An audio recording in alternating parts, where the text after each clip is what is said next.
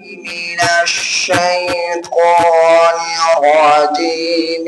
بسم الله الرحمن الرحيم.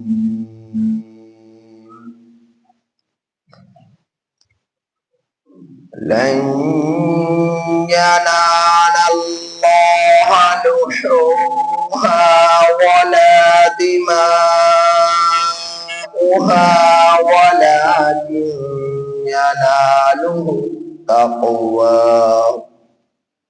ولكن يناله التقوى منكم.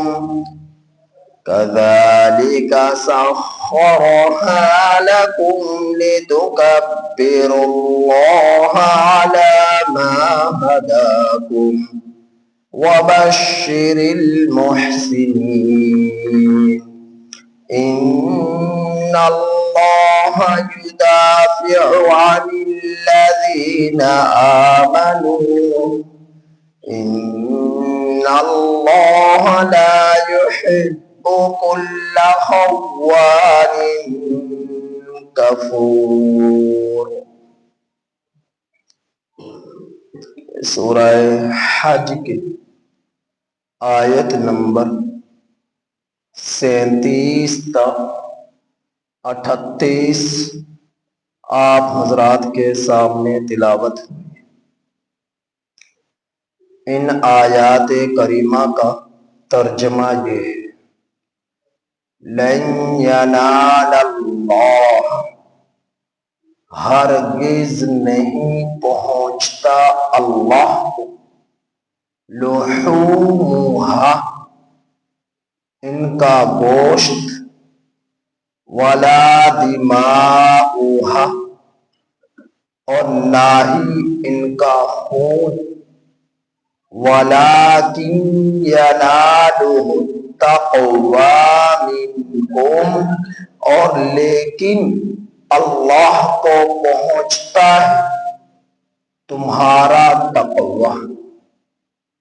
کذالک سخرھا لکم، اسی طرح ان جانوروں کو تابع کیا تمہارے، لِتُكَبِّرُوا اللَّهَ، تاکہ تم بڑائی بیان کرو اللہ کی، عَلَى مَا هَدَاكُمْ، ان نعمتوں پر کہ جو اللہ نے تمہیں ہدایت دی، وَبَشِّرِ الْمُحْسِنِينَ، اور خوشخبری سنا دیجئے نیکی کرنے والوں کو.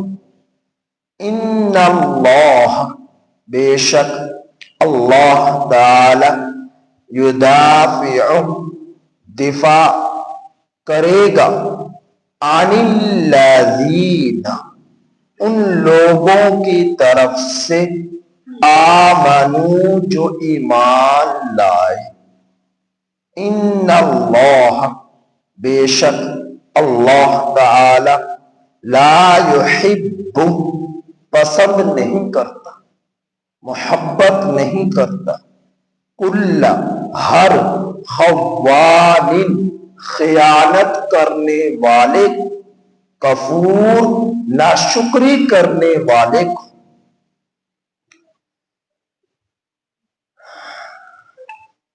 گزشتہ آیات کریمہ میں قربانی کے جانوروں کا تذکرہ اللہ سبحانہ وتعالی نے فرمایا، اور اس میں بتلایا کہ قربانی کا گوشت خود کھا سکتے ہو اور قناعت کرنے والوں کو کھلا سکتے ہو، بلکہ کھلاؤ، اور والمعتر، بے قرار کو کھلاؤ. معتر کا تفسیر کل کے سبق کی رہتی تھی. معتر کسے کہتے ہیں؟ ایک شخص آپ کے پاس آیا، آپ سے اس نے درخواست کی کہ میری فلاں ضرورت ہے، مجھے کچھ پیسے چاہیے، یا کھانے کو روٹی چاہیے، یا آٹا چاہیے، کسی بھی جائز چیز کی فرمائش کرتا ہے، درخواست کرتا ہے، سوال کرتا ہے، تو آپ نے اسے دے دیا، لیکن اس کے باوجود وہ پھر آپ کے پیچھے لگ رہا ہے، یا آپ نے اسے دیا نہیں، ٹالتے رہے اور وہ آپ کے پیچھے لگا رہا، تو فرمایا کہ پھر اسے خالی ہاتھ نہ بھیجو۔ تمہارا دل مطمئن نہیں تھا، لیکن وہ پیچھے پڑا رہا کہ مجھے کچھ دو، اور آپ اسے ٹال مٹول کرتے رہے، لیکن وہ بار بار کہتا رہا، تو آپ اسے دے ہی دو، اسے خالی ہاتھ نہ لوٹاؤ۔ معطر اسے کہتے ہیں۔ قربانی کے موقع پر عام طور پر لوگ گوشت لینے کے لیے گھروں میں آ جاتے ہیں، جن گھروں کا اندر قربانیاں ہوتی ہیں، اب ان کے ہاتھوں میں شاپر بھی ہوتے ہیں، گوشت بھی ہوتا ہے، ظاہر ہے دیگر گھروں سے گوشت لے کر آ رہے ہیں، تو جو قربانی کرنے والا ہے اس کی کوشش ہوتی ہے کہ میں ایسے گھروں میں گوشت پہنچاؤں جہاں کسی نے ابھی تک پہنچایا ہی نہ ہو، اس کو تو ملا ہوا ہے تو اب میں اس کو کیا مزید دوں، میں تو ان کو دوں جن کو ابھی تک کچھ بھی نہیں ملا۔ عام طور پر یہ سوچ ہوتی ہے، لیکن وہ در پر کھڑا رہتا ہے، اس کی کوشش ہوتی ہے کہ اس گھر سے بھی مجھے کچھ مل جائے، اور بار بار وہ پیچھے پڑا ہی رہتا ہے، تو فرمایا اسے خالی ہاتھ نہ لوٹاؤ، اس بے قرار کو دے ہی دو، اسے مایوس نہ کرو۔ اور آج کے سبق میں میرے رب نے فرمایا، یہ جانور جو تم قربانی کے اللہ کا راستے میں ذبح کرتے ہو، تم کیا سمجھتے ہو اس کا گوشت مجھے پہنچتا ہے؟ میں اس کا گوشت کھاتا ہوں، یا مجھے اس سے کوئی فائدہ ہوتا ہے، یا اس کا خون مجھے پہنچتا ہے کہ میں اس کا خون کا استعمال کرتا ہوں؟ آپ لوگ قربانی کے گوشت کا کھاتے بھی ہو، کھلاتے بھی ہو، اور اس کے چمڑوں سے فائدہ بھی اٹھاتے ہو، اور اس جو ہے انسان جو ہے خون، جو انسانی خون ہے، اس سے بھی نفع حاصل کرتے ہو۔ کسی کے موقع ایسا آ گیا، بیماری شدت پکڑ گئی، تو آپ دیتے کو نہیں دیتے خون ایک دوسرے کو؟ تو انسان اپنا خون دے کر بھی دوسری کے جان بچاتا ہے، دوسرے کو نفع پہنچاتا ہے، اور قربانی کے جانوروں کا گوشت بھی، قربانی کے جانور کا خون بہا کر اللہ کے راستے میں اللہ کا تقرب حاصل کرتا ہے، اور اللہ کے حکم پر تو جانور کو قربان کر دیتا ہے، اللہ کے حکم پر۔ تو اللہ فرما رہا ہے، مجھے نہ گوشت سے کوئی فائدہ ہو رہا، نہ مجھے اس کے خون سے کوئی فائدہ ہو رہا، مجھے تو یہ چیز پسند ہے کہ تمہارے اندر تقوی کتنا ہے، تم کتنا خلوص کے ساتھ، کتنی محبت کے ساتھ، اخلاص کے ساتھ میرے حکم پر عمل کر رہے ہو، میں تو یہ دیکھوں۔ تو قربانی کرنے والا قربانی کرنے میں نہ دکھلاوا کرے، ریاکاری نہ کرے، نام نمود کے لیے نہ کرے کہ لوگ کہیں گے واہ واہ اتنے جانوروں کی قربانیاں کر ڈالی، اتنا مہنگا جانور خرید کے لایا، لوگ میری واہ واہ کریں گے۔ نہیں، اللہ کے ہاں آپ کی واہ واہ ہونی چاہیے، کہ انسانوں میں آپ کے واہ واہ ہو یا نہ ہو، اللہ کے دربار میں آپ کے واہ واہ ہونی چاہیے۔ جیسا کہ حدیث پاک میں آپ نے سنا کہ جب ایک مجلس اللہ کے ذکر کے لگی ہو اور فرشتے بھی اس مجلس کو گھیر لیتے ہیں، تو حسب معمول جب ایسا ہوتا ہے وہ فرشتے اللہ کے پاس پہنچتے ہیں، اللہ پوچھتا ہے کہاں سے آئے، باوجود ہے کہ اللہ کے علم میں ہے، وہ فرشتے کہتے ہیں اللہ ہم تیرے نیک بندوں کی مجلس سے آ رہے ہیں، وہ آپ کا ذکر کر رہے ہیں۔ تو فرمایا کہ میرا ذکر کر رہے تھے، تو ان فرشتوں میں طویل حدیث ہے جس کا خلاصہ یہ ہے کہ اللہ فخر فرماتا ہے کہ لوگ نے تان کیا تھا کہ یہ تو فساد کریں گے، یہ تو خون ریزی کریں گے، زمین پر نظام کو خراب کریں گے، اللہ فخر کرتے ہیں کہ میرا بندہ میرا نام لے رہا ہے، میرا ذکر کر رہا ہے، مجھے یاد کر رہا ہے، اور فرشتوں میں میرا جو ہے انسانوں میں میرا تذکرہ ہو رہا ہے، میرے نام کی بڑائی بیان کی جا رہی ہے، اللہ پاک خوش ہوتے ہیں۔ اللہ پاک فخر جو ہے کرتے ہیں انسانوں پر جو اللہ کا نام لیتے ہیں. تو جس طرح اللہ کے دربار میں آپ کی واہ واہ ہو رہی ہے، آپ کے تذکرے ہو رہے ہیں، تو دنیا کے ہر نیک عمل میں کے کرنے میں اللہ آپ کے اللہ اپنے فرشتوں میں آپ کی واہ واہ کرے. دنیا میں آپ کی واہ واہ ہو یا نہ، دخلابہ نہ ہو، ریاکاری نہ ہو، نامنمود نہ ہو، قربانی کا جانور کرو، اللہ کا راستہ میں خرچ کرو، صدقہ کرو، خیرات کرو، جو بھی نیک عمل کرو، نمازیں پڑھو، روزے رکھو، حج کرو، زکات ادا کرو، صدقات کرو، خیرات کرو، عطیات دو، جو بھی نیک کام کرو، آپ کے اندر ریاکاری نہیں ہونی چاہیے، نامنمود نہیں ہونا چاہیے، اللہ کی رضا آپ کے دل کے اندر ہونی چاہیے. اللہ بڑا خوش ہو جائے، میں اپنے رب کے لیے سب کچھ قربان کر ڈالوں. ایسا عشق ہو آپ کے دلوں میں اللہ سبحانہ و تعالیٰ.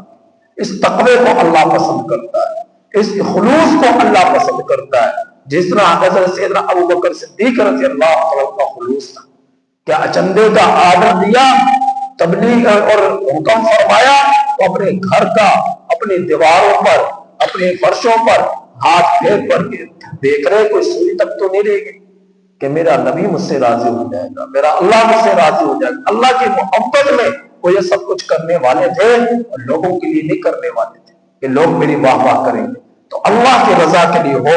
تو میرے رب یہی فرما رہا ہے، لن ینال اللہ، ہرگز نہیں پہنچتا اللہ کو، لحومھا، ان جانوروں کا گوشت، ولا دماؤھا، اور نہ ہی ان جانوروں کا خون، ولکن ینالہ التقوی منکم، لیکن اللہ کو تو تمہارا تقوی پہنچتا ہے، تمہارے اندر خلوص کتنا ہے، للہیت کتنی ہے، اللہ کی محبت کتنی ہے، اللہ سے عشق کتنا ہے، اللہ رب العزت کے حکم پر عمل پیرا جو تم ہو رہے ہو، اس کے اندر کتنا اخلاص ہے، اللہ تعالیٰ نے یہ دیکھا. کذالک سخرھا لکم، اسی طرح اللہ نے جانوروں کو تمہارے لیے مسخر کیا، لتکبروا اللہ علی ما ہداکم، تاکہ تم اللہ کی بڑائی بیان کرو ان نعمتوں پر جو اللہ نے تمہیں ہدایت. پہلی قوموں جانور ذبح کر رہے ہیں، ان کو تو کھانے کی بھی اجازت نہیں تھی، یا اللہ نے تمہیں نعمت عطا فرمائی کہ مال غنیمت بھی تمہارے لیے حلال ہو گیا، اور صدقے کے جانور بھی تمہارے لیے حلال ہوں گے، اللہ کے راستے میں قربانی کرو، جانور کو گوشت تمہارے لیے حلال ہو گیا. اور تمہیں تو اللہ پاک نے جو یہ نعمتیں عطا فرمائی ہیں جو گزشتہ قوموں کو نہیں ملی، تمہیں چاہیے کہ اس پر اللہ کی حمد تکبیر بیان کرو، بڑائی بیان کرو. تو ہمیشہ ہماری زبانوں پر معلوم ہے کیا ہونا چاہیے، اللہ اکبر کبیرہ والحمد للہ کثیرا، اللہ اکبر کبیرہ والحمد للہ کثیرا. ہمیشہ آپ کی زبان پر یہ الفاظ ہونے چاہیے کہ میرا رب سب سے بڑا ہے، اور تمام تعریفیں اللہ کے لیے، ساری کائنات کی اللہ کے لیے تعریفیں، سب سے زیادہ، سب سے بڑھ کر اللہ کے حق، اللہ کی تعریف، اسی کے حمد و ثنا ہو. تو اللہ اکبر کبیرہ والحمد للہ کثیرہ، ہمیشہ اللہ کی دی ہوئی نعمتوں پر آپ کی زبان پر بطور شکرانے کے یہ الفاظ ہونے چاہیے. تو اللہ خود فرما رہا ہے، نہیں تو کبر اللہ، بڑائی بیان کرو اللہ علی ما ہداکم، ان نعمتوں پر جو اللہ نے تمہیں ہدایت. کہ کتنے لوگ ہیں جو ایمان سے محروم ہیں، ایمان کی دولت دی، یہ سب سے بڑی اللہ کی نعمت ہے. ایمان کی دولت اللہ نے دی، یہ سب سے بڑی انسان کے لیے اللہ کی نعمت ہے، مسلمان کے لیے اللہ کی نعمت ہے. لیکن نام کے مسلمان نہ بنو، کام کے مسلمان بنو، کام کے مسلمان بنو. آج ہم مسلمان ایمان کا دعویٰ کرتے ہیں، لیکن ہم مسلمان بننے کے لیے تیار نہیں. ایمان کا دعویٰ کرتے ہیں کہ ہم مومن ہیں، لیکن مسلمان بننے کا مسلمانی کا رنگ ہمارے وجود سے نظر نہیں آتا. مسلمانی کا رنگ، مسلمان معلوم ہے کسے کہتے ہیں؟ مسلمان کہتے ہیں جو اللہ کا فرما بردار. آپ کے 4 بچے ہیں، 5 بچے ہیں، بیٹیاں ہیں، بیٹے ہیں، آپ کو سب سے زیادہ پیار کس سے؟ پیار تو سب سے ہی ہے، لیکن سب سے زیادہ پیار کس سے؟ جو آپ کا سب سے زیادہ فرما بردار ہے، آپ کے ہر بات پر جو لبیک کہتا ہے، آپ کے ہر بات پر جو اطاعت کرتا ہے، آپ کی باتوں کو قبول کرتا ہے، پیش رہتا ہے.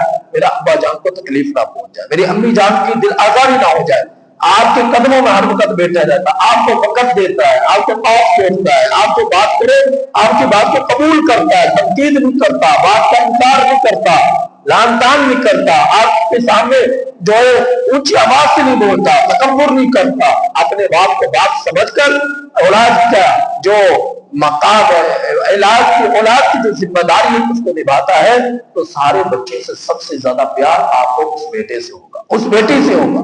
تو ساری کائنات رب کی مخلوق ہے، اللہ کی کوئی اولاد نہیں ہے، اللہ اولاد سے پاک ہے، نہ وہ خود کسی کو اولاد ہے، لیکن مثال کے ذریعے بتلایا تو انسان ہے۔ ہم انسانوں میں، ہمارے مزدوروں میں، ماتحتوں میں جو ہماری مان کر چلتا ہے، ہمارے اس پر اتنا اعتماد ہوتا ہے، دل کرتا ہے اس کے لیے سب کچھ قربان کر دیں، سب کچھ اس کے کرتے ہیں۔ کتنے والدین ایسے ہیں اپنی زندگی کا اندر جس بچے کو دیکھا یہ فرما بردار ہے، ساری جائیداد ان کے نام کر کے چلے جاتے ہیں۔ ایسے واقعات بھی آتے ہیں، اس کے نام کر کے چلے جاتے ہیں کہ اس بیٹے نے میری خدمت کی، اس بیٹے نے میری بات کو مانا، تو وہ والدین کی آنکھیں ٹھنڈی ہوتی ہیں اس سے۔ لیکن وہ الگ مسئلہ ہے کہ یہ شرعی طور پر جائز ہے نہیں، یہ الگ مسئلہ ہے، اس کو میں نہیں جاتا۔ وہ اللہ کا جو فرما بردار ہے، فرما برداری اللہ کی اختیار کر رہا ہے، نبی کی اطاعت کے ساتھ اللہ کو پانے کی کوشش کر رہا ہے، نبی کے سنتوں پر چل کر، نبی کی زندگی کو اپنا کر، نبی کا رنگ اپنے وجود پر چڑھا کر اللہ کے ایمان مان کر چلا۔ آپ بتاؤ سارے ایمان والوں سے اس کا مقام کتنا بڑا ہوگا، اس کا اللہ رب العزت کا ہاں شان کتنی ہوگی، اللہ کو کتنا پسندیدہ ہوگا، اللہ کو کتنا وہ مقبول ہوگا، اللہ اس سے کتنا خوش ہوگا۔ تو فرما برداری کا مطلب یہ ہے، مسلمانی کا مطلب یہ ہے کہ تم اللہ کے فرما بردار بن جاؤ، جو وہ کہے وہ تم کرو، جس سے وہ روکے تم اس سے رک جاؤ، وہ دیکھے یا نہ دیکھے، کسی کے لیے دخلاوہ نہ ہو یا کاری نہ ہو، نامحدود نہ ہو، صرف آپ کا منبع، آپ کی بنیاد، آپ کا مقصد، آپ کا ٹارگٹ، آپ کا ہدف صرف اور صرف اللہ اور اللہ کے رسول صلی اللہ علیہ وسلم کی ذات ہے کہ میرا نبی مجھ سے راضی ہو جائے، میرا اللہ مجھ سے راضی ہو جائے، پھر آپ کہہ سکتے ہو میں مسلمان، پھر آپ کہہ سکتے ہو میں مسلمان۔ اللہ نے منع کیا جھوٹ نہیں بولنا، تو رک گئے نہیں بولے۔ اللہ نے منع کیا رشوت نہیں لے، رک گئے نہیں لی۔ نبی اللہ نے منع کیا کہ زنا نہیں کرنا، شراب نہیں پینی، اور جو ہے جوا نہیں کھیلنا، نشہ نہیں کرنا، اور دوسروں کو دھوکہ نہ دینا، جھوٹ نہ بولنا، خیانت نہ کرنا، بدیانتی نہ کرنا، تکبر نہ کرنا، یہ شریعت نے حکم دیا۔ آپ نے کہا نہیں، لبیک لبیک لبیک، میں کوئی ایسی برائی نہیں کروں گا جس سے میرا رب ناراض ہو، جسے میرا نبی کا دل دکھے، میں کوئی ایسا کام نہیں کروں گا۔ پھر آپ کہہ سکتے ہو میں مسلمان۔ اگر آپ میں یہ چیزیں نہیں ہیں تو آپ مسلمان ہیں، آپ مسلمان ہے ہی نہیں۔ ہم میں اور غیر مسلموں میں فرق کیا ہے کہ وہ مومن نہیں ہے لیکن کام بہت اچھے اچھے کرتے ہیں، جھوٹ نہیں بولتے، دھوکہ نہیں دیتے، دوسروں کو غیبت نہیں کرتے، حسد نہیں کرتے، یہ چیزوں میں بہت کم پائی جاتی۔ اور مسلمانوں میں یہ چیزیں کوٹ کوٹ کر بھری ہوئی، قلبہ بول کے اندر یہ چیزیں کوٹ کوٹ کر بھری ہوئی ہیں، حسد کرنا، بغض رکھنا، نفرتیں کرنا، اور مساجد کے اندر تو ایسے نیک بن کر بیٹھ گئے کہ ہم سے بڑا فرشتہ کوئی، اور باہر جا کر لوگوں کو تکلیف ایسی دیتی ہے کہ آپ کو لوگ کوئی پسند ہی نہیں کرتا۔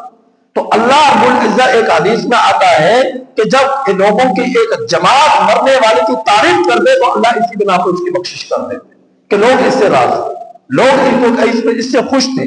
آج لوگوں کے آنکھوں میں آنکھیں نم ہیں اس کی جدائی کی بنا پر، لگتا ہے یہ اچھے کام کر کے گیا، لوگوں کو سکھ پہنچا کر گیا ہے، لوگوں کو جو ہے راحت پہنچا کر گیا ہے، اس کے وجود سے لوگوں کو تکلیف نہیں پہنچی، اس کے وجود سے لوگوں کو جو ہے زخم نہیں پہنچے، لوگوں کے دل آزاریاں نہیں ہوئی۔ آج لوگ اس سے خوش ہیں تو آج اللہ بھی اس سے خوش ہو گیا، لوگوں نے تعریف کی اللہ بھی اس سے خوش ہو گیا، لوگوں کی تعریفیں کرنے کی بنا پر۔ تو اللہ رب العزت اس بات کو پسند کرتے ہیں کہ یہ جو میری مخلوق ہے یہ ٹوٹ پھوٹ کا شکار نہ ہو، یہ جو میری مخلوق ہے ان میں اتفاق ہو، ان میں اتحاد ہو، یہ آپس میں مل جل کر رہے، یہ اللہ پسند کرتا ہے۔ والدین بھی پسند کرتے ہیں، فطرتی چیز ہے کہ میرے بیٹوں میں اتفاق رہے، میری بیٹیوں میں اتفاق رہے۔ یہ چھوٹی سی جھلک ہم انسان آپس میں ایک دوسرے کے لیے دیکھ لیں، اللہ رب العزت تو ہمارے ماں باپ سے بھی بڑھ کر ہم سے محبت کرتا ہے۔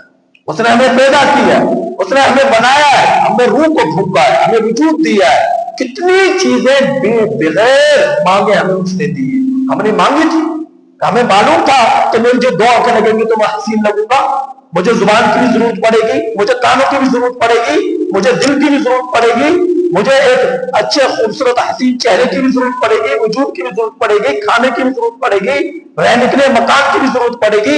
مجھے معلوم تھا ان باتوں کا، نہیں معلوم تھا. اللہ نے بن مانگے دیا کہ نہیں دیا؟ آج ہمارے والے ہمارے لیے ایک مکان بنا دے، ہم اس کے جو ہے احسان زندگی بھر میں چکا جاتا کہ میرے باپ نے کتنی قربانیاں دی، اور اللہ نے تمہارے اتنا بڑا جہاں بنا کر تمہارے آسمان کو کھڑا کر دیا، تمہارے لیے اتنا بڑا جہاں بنا کر تمہارے قدموں کے نیچے زمین کو بچھا دیا، اور تمہارے تابع جانوروں کو کر دیا، ساری مخلوق کو کر دیا، تمہاری خدمت میں لگا دیا، زمین کو تمہاری خدمت میں، ہوا کو تمہاری خدمت پر، سورج کو تمہاری خدمت پر، چاند کو تمہاری خدمت پر، انسانوں کی خدمت کے لیے ہے. آپ بتاؤ چاند اور سورج، ان کی روشنیاں، یہ ہوائیں، یہ گرمی یہ سردی تمہاری فصلوں پر اثر ڈالتی ہے کہ نہیں ڈالتی؟ تمہاری پیداوار پر اثرات مرتب ہوتے ہیں کہ نہیں ہوتے؟ ان ساری چیزوں کے ہمارے وجود پر بھی، ہمارے جانوروں پر بھی، ہماری پیداواروں پر بھی اللہ رب العزت کی بڑائی کائنات میں سورج، چاند، ستارے، سیارے، ہوا، سورج، گرمی، سردی، یہ ساری چیزیں اثرات مرتب کرتی ہیں. تو یہ اللہ نے بھی مانگے دے دیا، ساری چیزیں ہمارے تابع ہو گئی، ساری چیزیں ہمارے تابع ہو گئی. تو آپ بتاؤ زندگی بھر تم پر یہ اللہ کا حق ہے کہ نہیں ہے کہ تم اللہ کا شکر ادا کرو، اس کی نافرمانی نہ کرو، اس کی نافرمانی نہ کرو، اللہ رب العزت کی نافرمانی کر کر اللہ کی زمین کو گندا نہ کرو. یہ ہمیں دور تک بھی اس کی اجازت نہیں ملتی. انسان ان نعمتوں میں غور و فکر کرے تو اس کا دل خود بخود اس طرف آئے گا کہ میرا رب، میرے اللہ کے مجھ پر کتنے احسانات ہیں.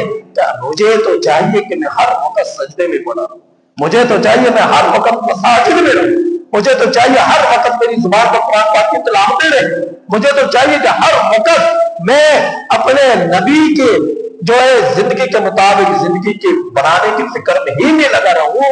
مجھے تو کوئی اور بات سمجھے ہی نہیں. لیکن القربان جاؤ اللہ کی ذات پر، پھر بھی فرمایا جاؤ نکلو اور اللہ کے زمین کو بھی دیکھو، اللہ کے نعمتوں کو دیکھو، اللہ کی کائنات کو دیکھو، بچوں کے لیے کھاؤ کماؤ، رزق حلال کی تلاش میں نکلو، لیکن دھوکہ نہ دو، خیانت نہ کرو، ملاوٹ نہ کرو، اور قتل و غارت نہ کرو، اللہ کے زمین پر فساد برپا نہ کرو.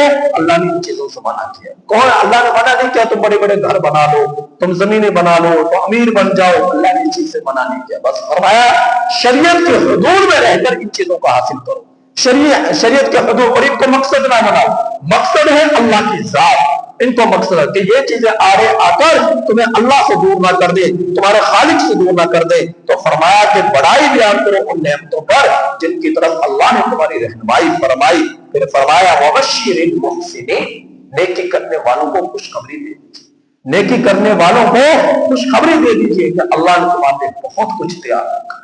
آخرت میں، دنیا میں تو ملا جو ملا، آخرت میں اللہ نے بہت کچھ تمہارے لیے دیا ہے. اتنی پیاری پیاری تو ساری آیات کریمہ ہے، لیکن دیکھیں اللہ کیا فرما رہا ہے. دی جان تو اسی کی تھی، لیکن حق تو یہ تھا کہ اس کا حق ادا ہوتا، لیکن حق ادا کر نہ سکا. ان اللہ اشترى من المؤمنین انفسهم واموالهم، اللہ نے خرید لیا ہے تم سے. کیا خرید لیا؟ خریدا تو اس کو جاتا نا جو بیگانے کے پاس چیز ہو اور اس کے خرید کر اسے اپنا بنا لیا جائے. ہم تو سب ہیں ہی اللہ کے، ساری کائنات ہے ہی اللہ کی. ہمارا اپنا کیا ہے؟ ہمارا تو اپنا کچھ بھی نہیں. لیکن پھر بھی اللہ کیا کہہ رہا ہے کہ ان اللہ اشترى من المؤمنین انفسهم واموالهم بان لهم الجنہ، جنت کے عوض اللہ نے تمہاری جانوں کو بھی خرید لیا، تمہارے مالوں کو بھی خرید لیا. اب مال بھی اللہ کا، جان بھی اللہ کی. تم یہ نہ کہو یہ گھر تو میرا ہے، یہ جائیداد تو میری ہے، یہ مال تو میرا ہے، یہ بزنس تو میرا ہے، یہ اللہ کا ہے. تم نے، تمہارے پاس یہ عارضی طور پر ہے، لہذا اس میں جو اللہ کا حق ہے وہ ادا. اختیار تمہارے پاس، عارضی قبضہ تمہارے پاس.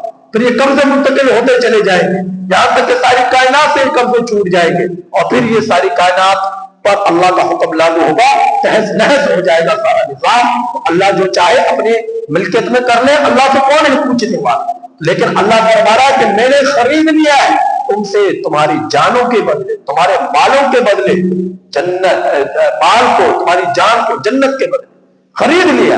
تو لہذا جب اللہ نے جنت کے بدلے ہماری جان کو بھی خرید لیا، مال کو بھی خرید لیا، تو ہم ہوتے کون ہیں جو میں یہ کہوں کہ میری جان ہے جیسا دل چاہے میں استعمال کروں، میرا وجود ہے جیسا دل چاہے میں استعمال کروں. میرا مال ہے جیسا دل چاہے میں استعمال کروں، میری جو ہے میرا بزنس ہے جیسے چاہوں میں اس کا استعمال کروں، میں ہوتا تو ہوں یہ بات کہنے والا۔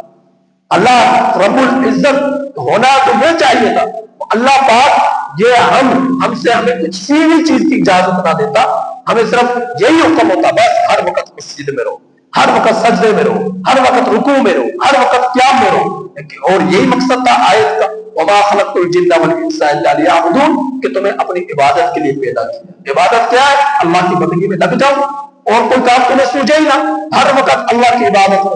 لیکن دنیاوی کام جو ہے وہ بھی عبادت بن سکتے ہیں اگر آپ ان میں اللہ کے حکم کو سامنے رکھ کر، نبی کی زندگی کو سامنے رکھ کر آپ وہ دنیاوی کاموں کو سر انجام فَإِذَا قُضِيَتِ الصَّلَاةُ فَانتَشِرُوا فِي الْأَرْضِ وَابْتَغُوا مِنْ فَضْلِ اللَّهِ۔ لیکن اللہ نے فرمایا جب تم اللہ کا حکم پورا کر دو یعنی نماز کا، اور اس جیسے جتنے بھی احکامات ہیں، نماز ہے، روزہ ہے، حج ہے، زکات ہے، جتنے بھی کام ہیں، دینی تقاضے ہیں، ان کا پورا کر دو، تو اس کے بعد فانتشروا پھیل جاؤ اور اللہ رب العزت کے فضل کو تلاش کرو۔ ظاہر کھانے کی زندگی گزرے گی، کچھ کھاؤ گے پیو گے، کھانے پینے کے لیے محنت کرنی پڑے گی، مشقت اٹھانی پڑے گی، اپنی ضروریات کے لیے، جوتے کپڑے کے لیے، کھانے پینے کے لیے، تو لہذا اس کی تلاش میں بھی نکل جاؤ۔ لیکن ان کی تلاش میں یوں نہ نکلو کہ اپنے رب کو بھول جاؤ، نمازوں کو بھول جاؤ، روزوں کو بھول جاؤ، حج کو بھول جاؤ، زکات کو بھول جاؤ، مال کی ایسی محبت آ جائے، ایسا نشہ چڑھ جائے کہ تم اپنی موت کو ہی بھول جاؤ۔ ایسا نہ بن جانا، بس ضرورت کا استعمال کرو، ضرورت کا کھاؤ، اللہ کسی کو تھوڑے وقت میں زیادہ دے دے شکر ادا کرو، اور اگر زیادہ وقت میں تھوڑا بھی نہ ملے تو صبر کر کر اللہ رب العزت سے خوش رہو۔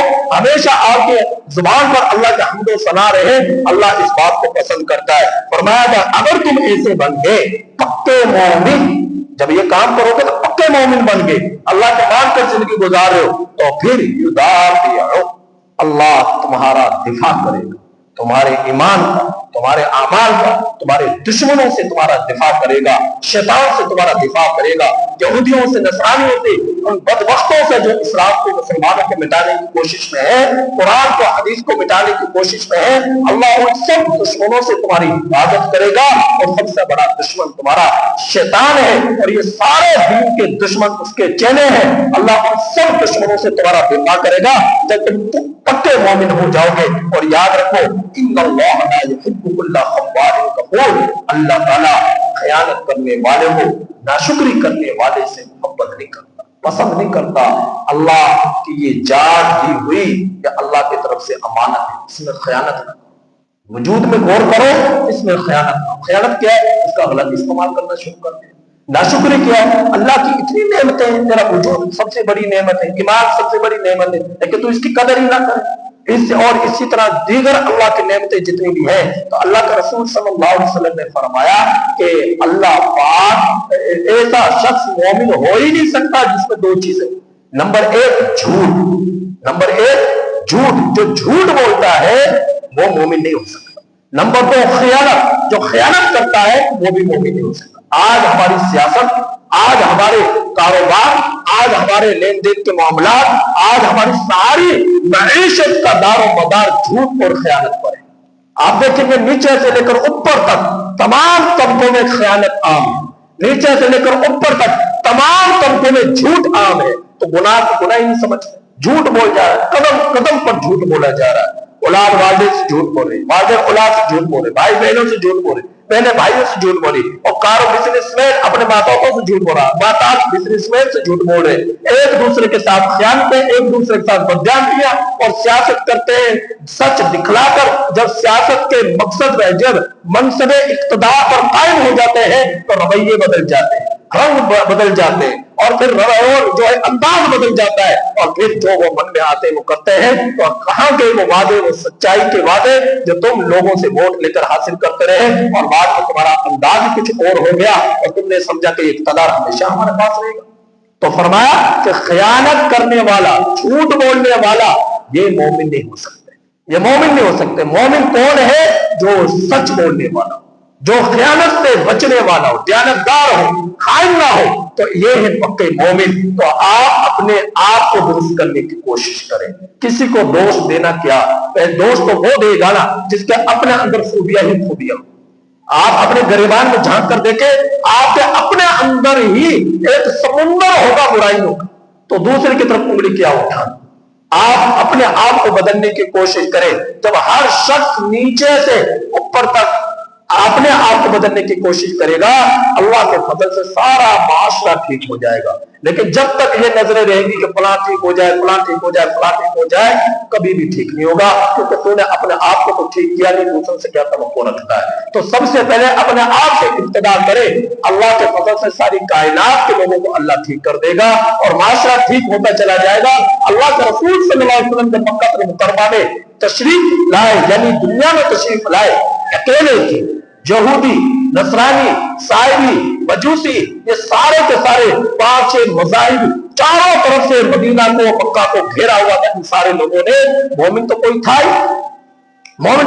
ہی نہیں. اکیلی اللہ کے نبی صلی اللہ علیہ وسلم کی ہستی نے ساری زندگی اللہ کی عبادت میں گزاری. یعنی 40 سال اللہ کو راضی کیا، اپنے آپ کو دکھایا. یعنی خود تو اللہ کی عبادت میں لگے ہوئے، لوگوں کو سے کون چھپ سکتا ہے؟ لوگ دیکھتے تھے کہ آپ صلی اللہ علیہ وسلم کی دیانت کو، آپ صلی اللہ علیہ وسلم کی امانت کو، آپ صلی اللہ علیہ وسلم کی تجارت کو، آپ صلی اللہ علیہ وسلم کی گھریلو زندگی کو لوگ دیکھا کرتے تھے. لوگ محبت کرنے لگے، مشرک بھی، یہودی بھی، کافر بھی، سب محبت کرنے لگے کہ آپ صلی اللہ علیہ وسلم جیسا انسان کوئی نہیں ہے، آپ صلی اللہ علیہ وسلم جیسی ہستی کوئی نہیں ہے. امانتیں رکھوا رہے، اعتماد کر رہے، حجر اسود کو رکھوا رہے. کتنے کام مشرکوں نے، کافروں نے کیے.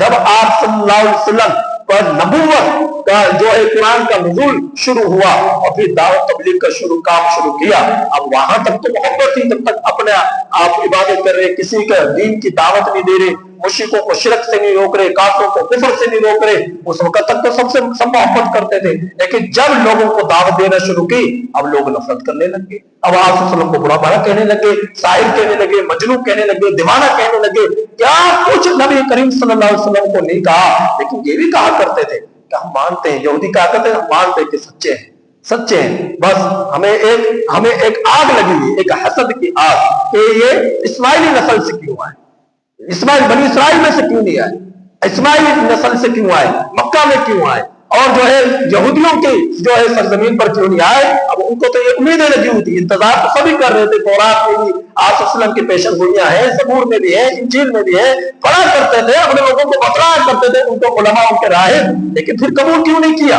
اس لیے نہیں کیا، حسد تھا، بغض تھا آپ صلی اللہ علیہ وسلم سے کہ آپ صلی اللہ علیہ وسلم پہلے 4000 نبی بنی اسرائیل میں آ گئے، اچانک یہ پایا کہ پاپا ہی کیوں پلٹ گیا، اور آپ صلی اللہ علیہ وسلم اسماعیل علیہ السلام کو لازمی سے مکہ کے سرزمین پر کیوں آ گئے. تو یہ ان کو آگ لگ گئی، جس کی بنا پر دیگر وجوہات میں سے ایک وجہ یہ جو بنیادی وجہ تھی جس کی بنا پر ایمان نہیں لائے، اور کثیر ایسے لوگ رہے ایمان نہ لانے والے تھے. تو لوگ جب حق کو دعوت دی جائے تو اپنے بھی بسا اوقات پرائے بن جاتے ہیں. لیکن یہ بتلانا یہ چاہتا ہوں کہ آپ صلی اللہ علیہ وسلم نے اپنے آپ کو ہمیشہ ٹھیک رکھا، کسی کا برا نہیں سوچا. پتھر بھی برسا رہے پھر بھی کسی کے بارے میں فتوا نہیں دے رہے کہ اللہ ان کو تباہ کر دے. اللہ ان کو، جبرائیل علیہ السلام آگے اور فرمایا کہ اے اللہ کے رسول صلی اللہ علیہ وسلم جب داعش کے میدان میں تکلیفیں دی گئی، اگر آپ حکم دے دونوں پہاڑوں کے بیچ کو کچل ڈالیں. اللہ کے رسول صلی اللہ علیہ وسلم نے پھر بھی اس بات کو قبول نہیں فرمایا کہ یہ ایمان نہیں لائے تو ان کے آنے والی نسلیں ایمان لائیں گی. تو آپ صلی اللہ علیہ وسلم کی شان تو یہ تھی، اور ہم ان کے پیروکار ہیں. تو ہمیں چاہیے کہ ہم آپ صلی اللہ علیہ وسلم کے نقش قدم پر چلیں، آپ صلی اللہ علیہ وسلم جیسی محبتیں باتیں، آپ صلی اللہ علیہ وسلم جیسا صبر کرنے کی کوشش کرے، آپ صلی اللہ علیہ وسلم جیسے مجاہدات کرنے کی کوشش کرے، دین کے لیے سب کچھ قربان کر دیں جس طرح ہمارے نبی نے کیا. تھوڑی قربانیاں تھی، اولادیں بھی زندگی میں گئی، بیٹیاں بھی زندگی میں گئی، بیٹے بھی زندگی میں گئے، پھر اپنا شہر بھی چھوڑنا پڑا، اپنے بھی چھوڑنے پڑے، مکہ مدینہ کی طرف ہجرت کرنی پڑی، اور پھر غزوات میں جہاد میں اللہ کے رسول صلی اللہ علیہ وسلم نے 28-30 غزوات میں جو شرکت کی، یہ معمولی کام نہیں ہے. 13 سالوں کے اندر میرے نبی نے 70-75 کے قریب سرایا اور غزوات کو جو ہے آپ صلی اللہ علیہ وسلم کی زندگی میں پیش آئے. کچھ لشکروں کو خود روانہ کیا اور 28-27 کے قریب خود شرکت فرمائی. یہ مجاہدات، یہ قربانیاں، گرمی کے موسم، گرمی کی شدت، مال بھی قربان، جان بھی قربان، سب کچھ کو فنا کر دیا اللہ کی محبت نے. میں کیا کر رہا ہوں، آپ کیا کر رہے ہیں؟ غور کریں اس چیز میں. وہ تو بخشائے تھے، ہم تو ان کے قدموں کے خاک کے برابر میں نہیں. تو میرا اور آپ کا موت کے بعد بنے گا کیا؟ اس بات کی ہمیں فکر کرنی چاہیے. اللہ پاک سے دعا ہے کہ اللہ تعالیٰ عمل کی توفیق نصیب فرمائے، آخرت کی فکر نصیب فرمائے. الحمدللہ.